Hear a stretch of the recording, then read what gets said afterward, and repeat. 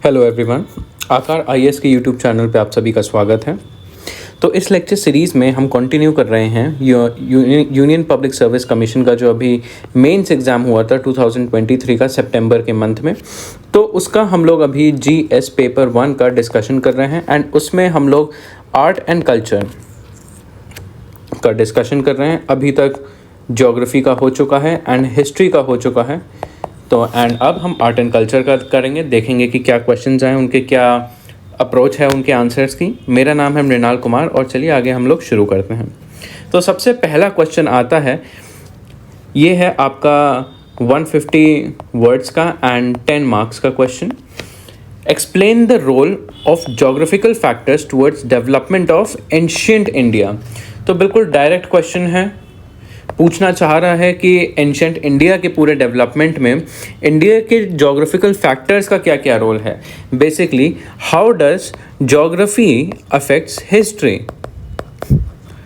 काफ़ी straight forward question है and इसमें आपको सीधे सीधे बस चीज़ें आपको मेंशन करनी है एंड देखते हैं इसका क्या आंसर का अप्रोच होना चाहिए। तो सबसे पहले इंट्रोडक्शन की अगर बात करें तो क्योंकि यहाँ पे एंशिएंट इंडिया पूछ रहा है एंड ये आपका आर्ट एंड कल्चर में क्वेश्चन आता है, तो डायरेक्टली आप एक हिस्टोरिकल फैक्ट से शुरू कर सकते हैं। जैसे इंट्रोडक्शन में आप कह सकते हैं जो विष्णु पुराण है, विष्णु पुराण ये इंडिया को पहली बार भारत बुलाता है, ठीक है, एंड ये डिस्क्राइब करता है, जोग्राफिकल डिस्क्रिप्शन देता है इंडिया का कि country that lies north of ocean and south of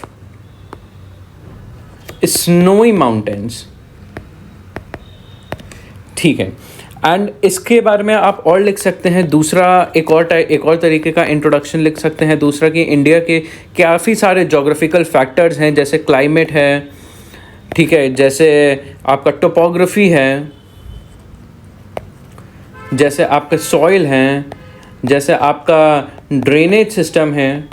तो इस तरीके के जोग्राफिकल फैक्टर्स ने हमारी सिविलाइजेशन को, हमारे कल्चर को शेप किया है अभी तक, और कल्चर को और हिस्ट्री को शेप किया है।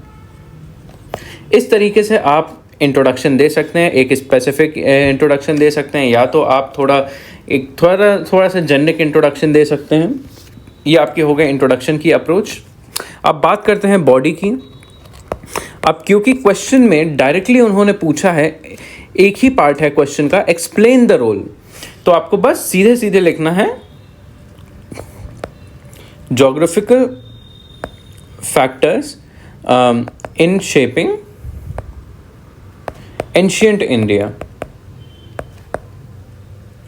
इस तरीके से आपको एक हेडिंग देनी है एंड यहाँ पे आप एक छोटा सा मैप बना सकते हैं। ध्यान से देखिए इस मैप को, क्या क्या चीज़ें हैं, क्या क्या जोग्राफिकल फैक्टर्स हैं जिन्होंने एंशिएंट इंडिया के डेवलपमेंट में हेल्प की है। तो ऊपर से नीचे तक आप कुछ ना कुछ ऐसे फैक्टर्स बना सकते हैं। जैसे हम जानते हैं कि सिल्क रूट के बारे में आप बता सकते हैं, अब काफ़ी सारे ट्रैवलर्स आते हैं सिल्क रूट से, हिंदू कुश माउंटेन से होते हुए, हिंदू कुश माउंटेन आपके इस साइड पड़ते हैं ये, एंड ये सिल्क रोड आगे जाके आपका उत्तर पथ एंड दक्षिण पथ बन जाता है। यहाँ पे आपके साउथ इंडिया में काफ़ी सारे ट्रेड रूट होते हैं साउथ ईस्ट एशिया की तरफ, जहाँ पे आपके चोला डायनेस्टी का डेवलपमेंट होता है। मॉनसून विंड होते हैं यहाँ पे, ट्रेड एंड कॉमर्स इसकी वजह से डेवलप होता है, मैरीटाइम ट्रेड एंड कॉमर्स। ये आप यहाँ पे गंगा को मेंशन कर सकते हैं कि पूरा का पूरा जो मौर्यन एम्पायर था, गुप्ता एम्पायर था, आपका हर्ष का एम्पायर था, वो पूरा इस एरिया में फ्लरिश करा। यहाँ पे आप हिमालय के बारे में लिख सकते हैं, ठीक है, यहाँ पे आप अरावलीज मेंशन कर सकते हैं, तो और इंडस रिवर मेंशन कर सकते हैं कि जो हड़प्पन सिविलाइजेशन थी वो इसी के अराउंड इसके साइट्स थे। तो एक तरीके से जोग्राफिकल अलग अलग फीचर्स आप एक मैप के थ्रू दिखा सकते हैं, तो इससे आपका आंसर थोड़ा और विजुअली अपीलिंग लगता है। अब बात करते हैं हम क्या क्या जोग्राफिकल फैक्टर्स रहे हैं और एंशिएंट इंडिया का। तो इसमें आप एक ऐसी अप्रोच फॉलो कर सकते हैं, आप बता सकते हैं एक अप्रोच आप ऐसी फॉलो कर सकते हैं, पीरियड बता सकते हैं कौन सा एंशिएंट इंडिया का पीरियड है और उसमें कौन सा जोग्राफिकल फैक्टर जो है यहाँ पे डोमिनेंट रहा है। तो एक टाइप से इससे बेटर कॉन्टेक्स्ट हो जाएगा। तो सबसे पहले अगर बात करें इंडस वैली की, ये कब से कब तक थी? 3300 BC से 1300 BC तक।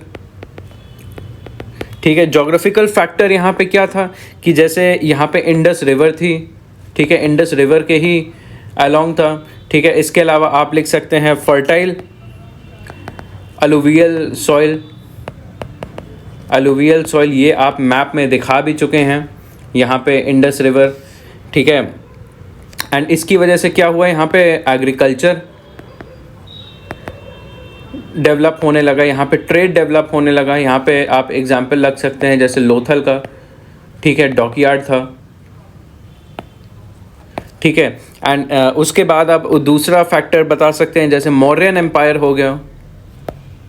मौर्यन एम्पायर ये कब से कब तक था? ये अराउंड 322 BC से लेके 185 BC तक था।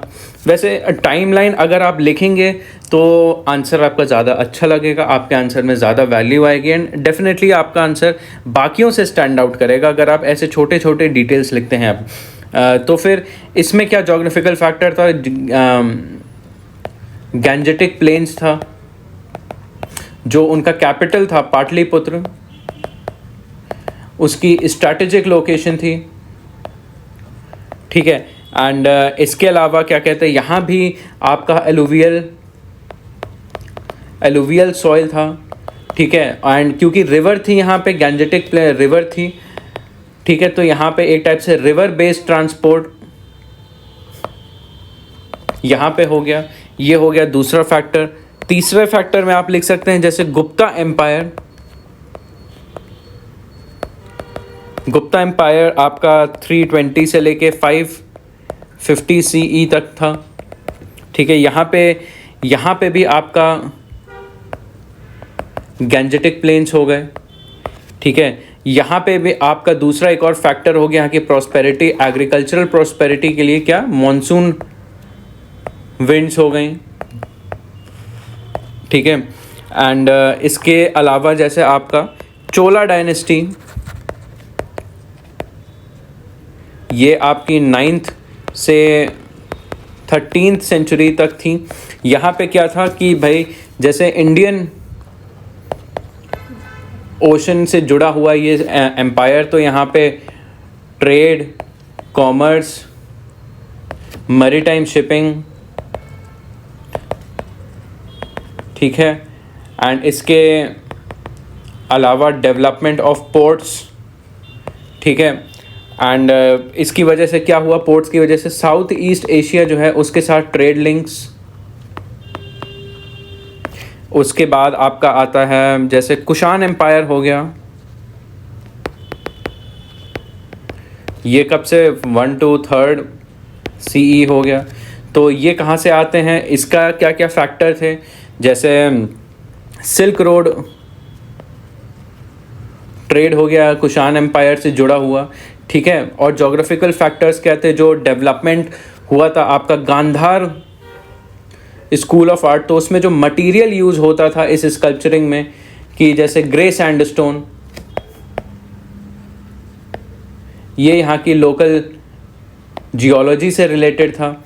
ठीक है, एंड इसमें आप लिख सकते हैं हिमालयाज़ का फैक्टर था। ठीक है, इसके अलावा आप और लिख सकते हैं कि जैसे राजपूत किंगडम्स जो हो गए। ठीक है, ये जैसे 6 to 15th CE तक हो गया।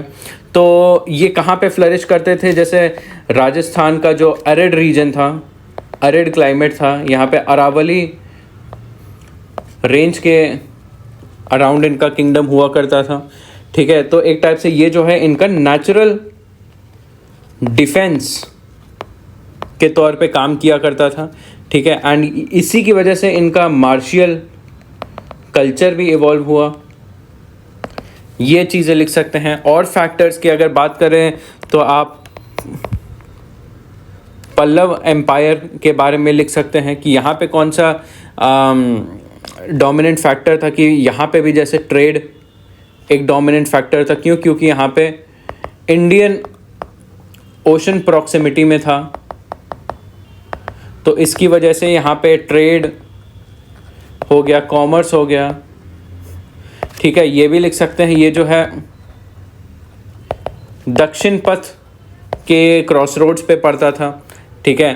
एंड इसके अलावा मैरीटाइम लिंक्स इनके थे, किसके साथ? साउथ ईस्ट एशिया, ठीक है। एंड इसके अलावा आप और चीज़ें फैक्टर्स लिख सकते हैं, जैसे आपका एग्रीकल्चरल डेवलपमेंट हो गया अलग अलग जगहों पे, ठीक है। उसके अलावा आप ऐसा लिख सकते हैं जैसे अर्बनाइजेशन,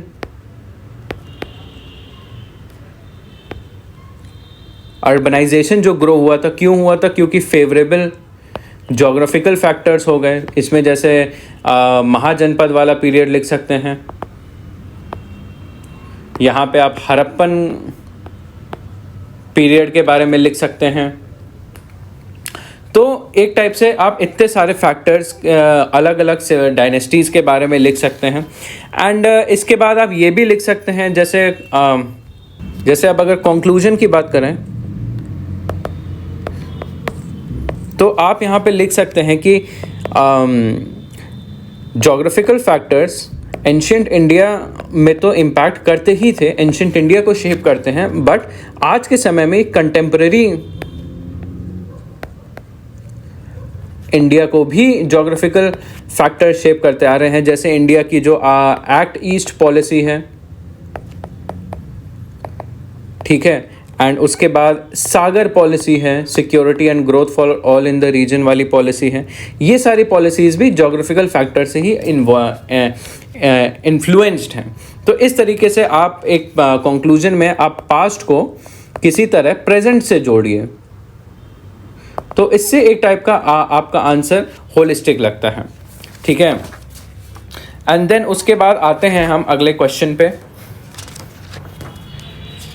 अगला क्वेश्चन है आपका 11th क्वेश्चन है, what are the main features of Vedic society and religion, ठीक है। Do you think some of the features are still prevailing in the Indian society?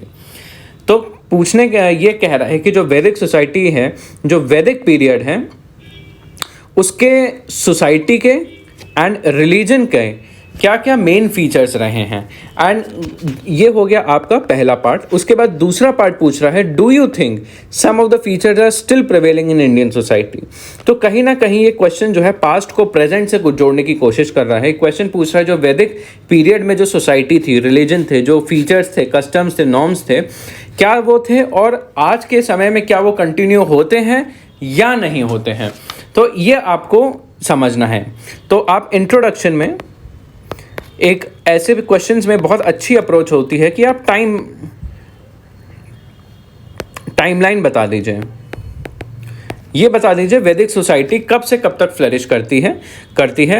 ये अराउंड आप लिख सकते हैं 1500 CE से लेके 500 CE तक फ्लरिश करती रही है। एंड यहीं से इंडिया का यहाँ की सिविलाइजेशन का एक टाइप से फाउंडेशन आप कह सकते हैं शुरू होता है, ठीक है। और ये कई सारी सेंचुरीज तक चलती आ रही हैं। तो इस तरीके से आप एक इंट्रोडक्शन लिख सकते हैं। एंड इंट्रोडक्शन में आप एक और लिख सकते हैं कि जो वैदिक सोसाइटी है उसके बारे में इंफॉर्मेशन हमें कहाँ से मिलती है। जैसे ऋग्वेदा हो गया, वहाँ के जो सोसाइटी है, रिलीजन की इंफॉर्मेशन है कहाँ से मिलती है? ऋग्वेद से मिलती है, या फिर यजुर वेद से मिलती है, या फिर अलग अलग आप थोड़ा लिटरेचर कोट कर सकते हैं कि सोर्स क्या है हमारी इंफॉर्मेशन का। ये आप इंट्रोडक्शन में लिख सकते हैं। अब उसके बाद बॉडी की बात करें, इसका स्ट्रक्चर कैसा होना चाहिए। तो देखिए इसमें दो पार्ट हैं, main features of Vedic society and religion और आप क्या समझते हैं। तो सबसे पहले हम एक सब हेडिंग पहले डालते हैं, main features of Vedic society and religion.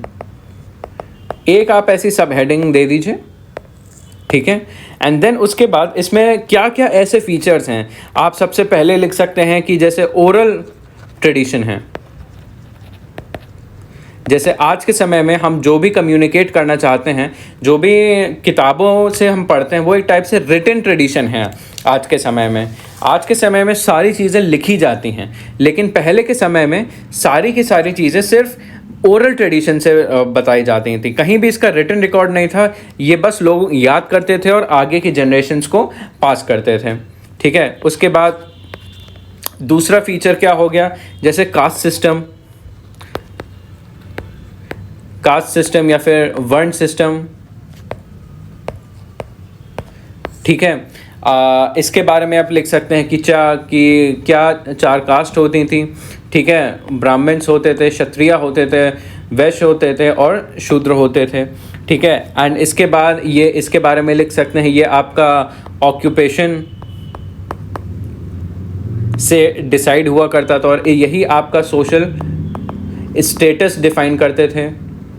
उसके बाद और फीचर क्या है, रिचुअल्स एंड सैक्रिफाइसेस, इसके बारे में आप लिख सकते हैं। ठीक है, कि ये सारे काफ़ी सारे कॉम्प्लेक्स हुआ करते थे। इनके बारे में इंफॉर्मेशन यजुर वेद में मिलती है। ठीक है। एंड इसके और लिख सकते हैं कि पॉलीथीसिज्म एक प्रिवेलिंग फैक्टर है।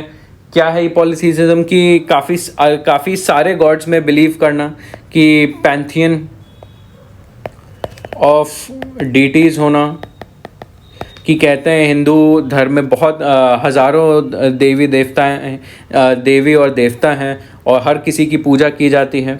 ठीक है। एंड इसके अलावा हम ये लिख सकते हैं कि जैसे नेचर वर्शिप होता है एक इम्पॉर्टेंट फीचर।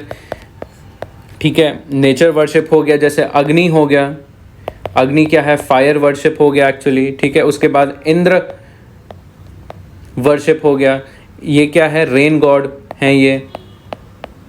ठीक है। एंड तो एक टाइप से इनको नेचर वर्शिप को काफ़ी ज़्यादा इंपॉर्टेंस दी जाती थी। उसके अलावा और क्या क्या हो गया, जैसे आपका सोसाइटी में और एक और चीज़ आ गई, जैसे लैंग्वेज हो गई। लैंग्वेज में क्या आप कह सकते हैं कि इम्पॉर्टेंट फीचर है, संस्कृत एक इम्पॉर्टेंट फीचर है वैदिक पीरियड का। ठीक है। यही लैंग्वेज है जो जिनसे वेद लिखे गए हैं। ठीक है। एंड इनका काफ़ी स्कॉलरली इम्पोर्टेंस भी है। ठीक है। और क्या लिख सकते हैं आप 7वें नंबर पे, पेट्रियार्की एक इम्पॉर्टेंट सोसाइटी का फीचर हुआ करता था। ठीक है। कि यहाँ पे मेन जो है डोमिनेट करते थे। ठीक है। वुमेन को पार्टिसिपेट नहीं अलाउ करते थे कि वो सभा समिति और अलग अलग रिचुअल्स में पार्टिसिपेट करें। ठीक है। एंड उनके वुमेन के स्पेसिफिक रोल्स होते थे फैमिली में। ठीक है। एंड आप ऑलमोस्ट इतनी चीज़ें लिख सकते हैं, इतना सफिशिएंट होगा। एंड देन उसके बाद हम बात करें दूसरी सब हेडिंग के बारे में, कि दूसरा पार्ट क्या पूछना चाह रहा है, क्या आज के समय में जो फीचर हमने बताए हैं क्या आज के समय में भी कंटिन्यू होते हैं। तो हम ये लिख सकते हैं, features still prevalent in society. तो देख लेते हैं क्या क्या फीचर है। इन फीचर्स में एक आता है इम्पोर्टेंट, जैसे कास्ट सिस्टम हो गया। ठीक है। कि आप ये लिख सकते हैं, despite social and legal reforms, ये आज भी परसिस्ट करता है। ठीक है। काफ़ी सारे पार्ट्स में, और कास्ट जो है एक इम्पॉर्टेंट आइडेंटिटी फैक्टर है आज के समय में। एंड काफ़ी सारी सोशियो इकोनॉमिक डिस्पैरिटीज़ होती हैं जो ये आपकी कास्ट आइडेंटिटी की वजह से परसिस्ट करती हैं।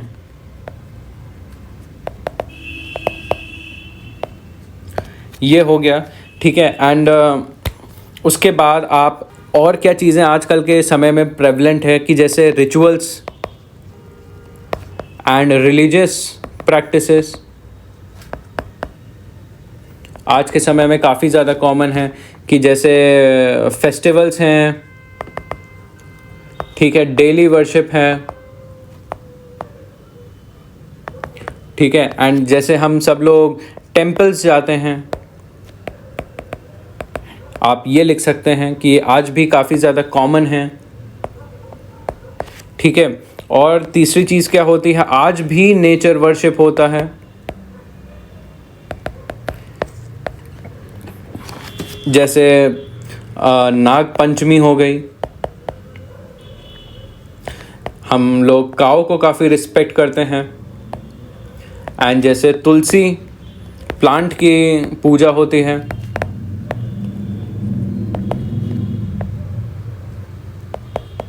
ये चीज़ें हो गई। एंड इसके बाद जो आइडियोलॉजी है, आइडियोलॉजी या फिलॉसफी कह लीजिए, किस चीज़ की, जैसे री इनकारनेशन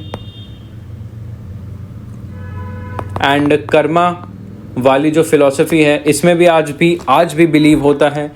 आज भी ये हमारी मॉरल और एथिकल वैल्यूज़ को डिसाइड करते हैं। तो अब देखिए, एक इसमें इम्पॉर्टेंट चीज़ बता दूं, इन्होंने पूछा है डू यू थिंक कि ये वाले फीचर्स अभी भी प्रिवेल करते हैं।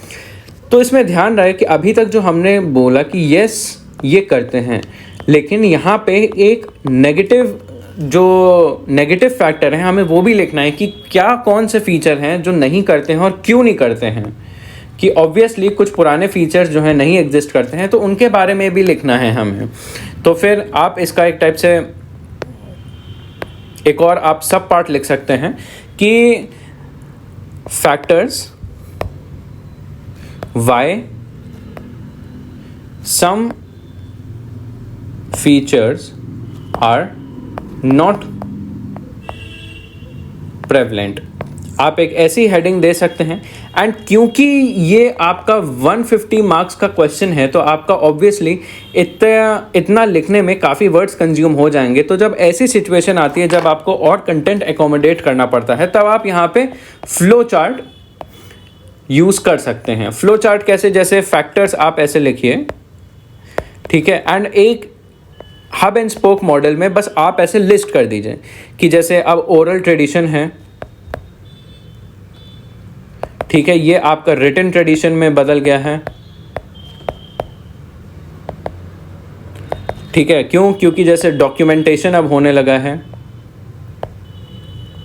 उसके अलावा दूसरा फैक्टर क्या है कि जैसे रिलीजियस डाइवर्सिटी अब आ गई है, ठीक है। और क्या है, लैंग्वेज शिफ्ट होने लगी है कि जैसे अब हम संस्कृत से जैसे रीजनल लैंग्वेजेस अब आने लगी हैं, जैसे हिंदी एक मेजर लैंग्वेज हो गई एंड आपकी इंग्लिश एक इम्पॉर्टेंट लैंग्वेज हो गई। एंड आप ये लिख सकते हैं मॉडर्न एजुकेशन। मॉडर्न एजुकेशन भी लिख सकते हैं कि जो पुराने समय के जो नेगेटिव नॉर्म्स और कस्टम्स हुआ करते थे, उनको हमने पीछे छोड़ दिया है, अब हम उनको फॉलो नहीं करते हैं इन सब चीज़ों की वजह से। तो ये हो गए आपके सारे पार्ट्स हो गए इसके। एंड इसके अलावा आप कंक्लूजन की अगर बात करें तो एक टाइप से आप इस क्वेश्चन में आप ये समरी लिख सकते हैं। पूरे आपने जो पॉइंट्स लिखे हैं इसकी आप एक ऑलमोस्ट 20-25 वर्ड्स की समरी लिख सकते हैं कि येस दे हैव शेप्ड, कि जो वैदिक पीरियड के जो कस्टम्स नॉर्म्स थे, कि हाँ वो लोग आज भी वो कस्टम्स नॉर्म्स आज भी शेप करते हैं हमारे सिविलाइजेशन को। और इसकी वजह से आज के समय में जो चेंजेस हुए हैं, अब ये जो हैं कोएग्जिस्ट करते हैं। कोएग्जिस्ट किसके साथ करते हैं? हमारी कल्चरल डाइवर्सिटी के साथ। ठीक है, और ये भी कह सकते हैं कि it is important to recognize and respect our Vedic tradition। इस तरीके से आप इनमें से किसी भी तरीके का समरी बता सकते हैं, कोई भी पॉइंट ऐसे कंक्लूजन में मेंशन कर सकते हैं, इससे लगे कि हाँ आंसर कंप्लीट है एंड आपने एक फॉरवर्ड लुकिंग कंक्लूजन दिया है। अब आते हैं आर्ट एंड कल्चर के तीसरे क्वेश्चन पे। What were the major technological changes introduced during the Sultanate period? How did these technological changes influence the Indian society? तो इस क्वेश्चन के भी दो पार्ट हैं। डिमांड क्या कर रहा है क्वेश्चन, आपको बताना है कि क्या मेजर टेक्नोलॉजिकल चेंजेस थे सल्तनत पीरियड में। सबसे पहला पार्ट ये है, और ये पूछा है ये जो टेक्नोलॉजिकल चेंजेस थे इन्होंने इंडियन सोसाइटी को कैसे चेंज किया है। तो ये देखिए, ये क्वेश्चन जो है आपका दो टॉपिक्स को कंबाइन करता है। तो एक तो आर्ट एंड कल्चर है प्लस इंडियन सोसाइटी को कंबाइन करता है। सिलेबस के इन दोनों पॉइंट्स को कंबाइन करता है। तो इम्पॉर्टेंट होता है कि आप एक कॉम्प्रिहेंसिव वे में तैयारी करें। आप अलग अलग जो हिस्ट्री है उसको सोसाइटी से जोड़ के देखिए, आर्ट एंड कल्चर है उसको सोसाइटी से जोड़ के रखिए, और जो society art and culture history है कहीं ना कहीं उसको ज्योग्राफी से जोड़ के देखिए। तो एक टाइप से आपको कॉम्प्रिहेंसिव स्टडी करनी पड़ती है। क्यों? क्योंकि एग्जाम में इसी तरीके के सवाल अब पूछे जा रहे हैं, सिर्फ आर्ट एंड कल्चर के नहीं, आर्ट एंड कल्चर को सोसाइटी से जोड़ के पूछा जा रहा है। तो वही बात है, इंट्रोडक्शन की अगर बात करें, एक हिस्टोरिकल पीरियड की बात कर रहे हैं, तो यहाँ पे हम एक टाइमलाइन दे देंगे। सल्तनत पीरियड कब से कब तक था आपका? 13th से 16th सेंचुरी के बीच में फ्लरिश करता था। एंड आप ये कह सकते हैं इस बीच काफ़ी टेक्नोलॉजिकल चेंजेस हुए जिनका इंडियन सोसाइटी एंड कल्चर पर काफ़ी ज़्यादा डीप इम्पैक्ट था। तो देखिए, अब यहाँ पे क्योंकि हम एक डायनेस्टी की बात कर रहे हैं, सल्तनत पीरियड की बात कर रहे हैं, तो कहीं ना कहीं इसको हम डेफिनेटली हम मैप पे तो ज़रूर दिखा सकते हैं कि क्या क्या एरिया रहा था सल्तनत पीरियड का। तो एक टाइप से छोटे से मैप में हम दिखा सकते हैं कि जैसे ये पूरा इंडियन सब कॉन्टिनेंट है, तो इसमें सल्तनत का एक्सटेंट कहाँ था, सल्तनत के एम्पायर का एक्सटेंट कहाँ था, यहाँ से यहाँ तक था। एंड उसके बाद हम ये भी एक छोटे से फ्लो चार्ट में बता सकते हैं कि कौन कौन सी डायनेस्टीज़ थी। मामलुक डायनेस्टी थी, खलजी थी, फिर तुगलक थे, फिर सैयद एंड लास्टली लोधी। तो इस तरीके से आप एक छोटा सा डायग्राम बना सकते हैं। तो ये काफ़ी विजुअली अच्छा लगता है देखने में। तो वापस से शुरू करते हैं हम कि बॉडी पे अगर आएँ तो यहाँ पे भी सबसे पहला सब हेडिंग देंगे कि मेजर टेक्नोलॉजिकल चेंजेस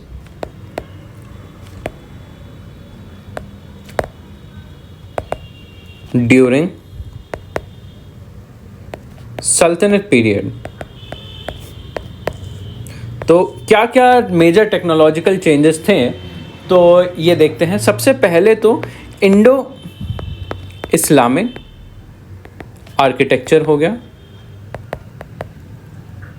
इसका डेवलपमेंट हुआ था सबसे पहले सल्तनत पीरियड में। एक टाइप से फ्यूजन हुआ था। एंड क्या क्या यूनिक एलिमेंट्स थे कि जैसे डोम्स का कंस्ट्रक्शन होने लगा, आर्चेस बनने लगे, आपके मिनारेट्स बनने लगे। एंड इसका आप एग्जाम्पल भी दे सकते हैं, जैसे कुतुब मीनार हो गया, जैसे आपका अलाई दरवाज़ा हो गया। ठीक है, इसके बाद आप लिख सकते हैं इरिगेशन सिस्टम में इनोवेशन आई। इरिगेशन सिस्टम में कैसे, जैसे यहाँ पे इस टाइम के बाद से बाउली बनने लगी। बाउली क्या था? असल में एक स्टेप वेल था। ठीक है, इससे वाटर का स्टोरेज होने लगा। तो जो ड्राई पीरियड्स होते थे, जब भी ड्राउट आते थे, तो इसमें वाटर की सप्लाई होने लगी। और जो एरिड एरियाज थे यहाँ पे भी आपका एग्रीकल्चरल बढ़ने लगा। इसके अलावा और क्या क्या टेक्नोलॉजिकल फैक्टर्स थे, जैसे मेटल वर्क यहाँ पे और बढ़ गया, एंड यहाँ पे कॉइन्स का और डेवलपमेंट होने लगा, मेटल वर्क एंड कॉइनेज। ठीक है, यहाँ पे अलग अलग अलॉय यूज़ होने लगे, क्या, जैसे ब्रॉन्ज एंड ब्रास। ठीक है, इसके बाद new type of coins develop करने की टेक्नोलॉजी आ गई। ठीक है, जिन पे अरब एंड पर्शियन इंस्क्रिप्शन होने लगे। ठीक है, एंड उसके बाद आपका टेक्सटाइल इंडस्ट्री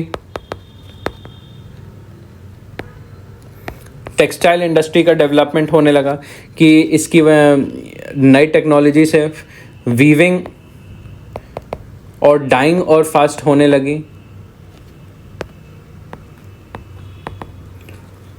नए टाइप के कलर्स डिस्कवर होने लगे। ठीक है, एंड और टाइप के इंट्रिकेट डिज़ाइंस बनने लगे टेक्नोलॉजी की मदद से। ठीक है, इसके अलावा आपका एस्ट्रोनॉमी एंड मैथमेटिक्स का डेवलपमेंट होने लगा। ठीक है, जैसे यहाँ इस टाइम पे ऑब्जर्वेटरीज बनने लगी। ठीक है, ऑब्जर्वेटरीज हो गई, एंड यहाँ पे अलजेब्रा हो गया, यहाँ पे ट्रिग्नोमेट्री हो गया, इसका डेवलपमेंट होने लगा। एंड इसके बाद एग्रीकल्चर में इनोवेशन आने लगा। एग्रीकल्चर में क्या इनोवेशन आने लगा, जैसे पर्शियन व्हील होगा। ठीक है, एंड जैसे आपका इरिगेशन टेक्निक्स हो गई, जैसे आपका साकिया हो गया। एंड इसके अलावा नए कैश क्रॉप्स आने लगे, जैसे कॉटन हो गया, जैसे शुगर केन हो गया। ठीक है, एंड इसके अलावा आप और भी कुछ पॉइंट लिख सकते हैं कि जैसे इस टाइम पे आपकी पेपर और राइटिंग टेक्निक्स डेवलप होने लगी। पेपर एंड राइटिंग्स और डेवलप होने लगी कि, और इसके बाद क्या होने लगा, कैलीग्राफी का डेवलपमेंट होने लगा। ठीक है, और ब्यूटीफुल स्क्रिप्ट्स बनने लगी। तो ये काफ़ी सारे पॉइंट्स हैं कि टेक्नोलॉजी की वजह से क्या क्या और डेवलपमेंट मुग़ल पीरियड में हुए थे एंड उनका इन्फ्लुएंस क्या रहा था। तो अब सेकंड पार्ट आता है सब हेड 2। ये क्या होता है, इन्फ्लुएंस ऑन इंडियन सोसाइटी। क्या इन्फ्लुएंस रहा है ये देख लेते हैं। इसकी वजह से सबसे पहली बात तो कल्चरल एक्सचेंज हुआ है कि जैसे हमने इंडो इस्लामिक आर्किटेक्चर की बात करी तो उससे दोनों कल्चर का एक टाइप से फ्यूजन हुआ है। ठीक है, एंड उसके बाद आप और पॉइंट लिख सकते हैं कि इकोनॉमिक ग्रोथ हुई है। इकोनॉमिक ग्रोथ की जैसे इरिगेशन डेवलपमेंट हुआ। ठीक है, उसके बाद एग्रीकल्चरल डेवलपमेंट हुआ। ठीक है, एंड जैसे ट्रेड रूट्स बने तो ट्रेड और डेवलप होने लगा। अब इसकी वजह से क्या हुआ, अर्बनाइजेशन होने लगा, नए नए दिल्ली के कैपिटल्स और बनने लगे जहाँ पे ट्रेड और कल्चर और भी ज़्यादा बढ़ने लगा। इसके अलावा और क्या इन्फ्लुएंस हुआ, जैसे अर्बनाइजेशन आप कह लीजिए अलग से, अर्बनाइजेशन हो गया कि जैसे नए फोर्ट टाउन्स हो गया, जैसे सिरी हो गया। ठीक है, नए सिटीज़ हो गए, जैसे तुगलकाबाद हो गया। तुगलकाबाद आप ऐसा लिख सकते हैं। ठीक है, तो ये चीज़ हो गई। और क्या इन्फ्लुएंस आया कि जैसे इंटेलेक्चुअल एडवांसमेंट्स होने लगे सोसाइटी के, ठीक है। इंटेलेक्चुअल एडवांसमेंट कैसे, जैसे मैथमेटिक्स में और डेवलपमेंट हुआ, ठीक है। एस्ट्रोनॉमी में और डेवलपमेंट हुआ, आपका लिटरेचर में और भी ज़्यादा डेवलपमेंट हुआ, और ज़्यादा डॉक्यूमेंट्स बनने लगे, किताबें छपने लगी, मैन्यूस्क्रिप्ट्स बनने लगी, ट्रांसलेशंस होने लगे, तो काफ़ी ज़्यादा मास स्केल पे लिटरेचर का एक्सपेंशन होने लगा। एंड इससे जो है नॉलेज का एक्सपेंशन और बढ़ गया। और क्या आप लिख सकते हैं यहाँ पे, रिलीजियस एंड सोशल इम्पैक्ट और ज़्यादा बढ़ने लगा। क्या होने लगा, जैसे इस्लाम का स्प्रेड और बढ़ गया इससे, ठीक है। एंड इससे भी और क्या हुआ, इससे एक टाइप से इंटीग्रेशन होने लगा, एंड इससे जो है और फर्दर डाइवर्सिटी बढ़ने लगी कंट्री में। तो आप इतने तरीके के पॉइंट्स आप लिख सकते हैं, काफ़ी सारे पॉइंट्स हैं अगर आप सोचें तो। एंड अब अगर कंक्लूजन की बात कर रहे हैं तो कंक्लूजन में आप ये लिख सकते हैं कि जो थोड़ा समरी दे दें, समरी वाला फॉर्मेट यूज़ कर लें, कि जो टेक्नोलॉजिकल चेंजेस हुए एक टाइप से, इससे इंडिया का या कह लें भारत का सिर्फ फिजिकल ही नहीं बल्कि कल्चरल लैंडस्केप